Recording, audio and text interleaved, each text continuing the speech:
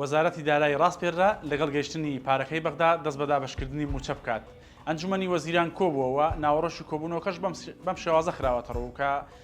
هەریەک لە مەسرور بارزانی سەرۆشی حکومەت و قوبا تاڵەبانی لە کۆبوونەوەکەدا ئامادە بوون ناوەڕۆژیان خستۆتە ڕوو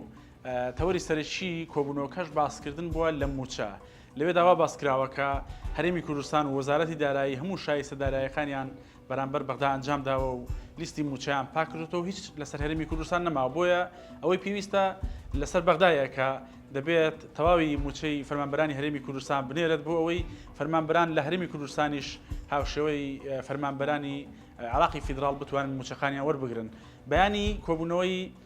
ئەنجومەنی وەزیرانی عراقا لە کۆبوونەوەکەی ئەمڕۆدا پامێک نێردراوە بۆ ئەوەی کە لەوێدا بڕیار بدرێت کە حکومەتی عراق شایستە داراییەکانی هەر سێ مانگی کۆتایی ئەم ساڵ بنێرێت و فەرمانبەرانی هەرێم موچەوەر بگرن. لەبارەی گۆڕانکاریەکانی سووریا و ئەو دۆخی کە ئێستا لە سووریا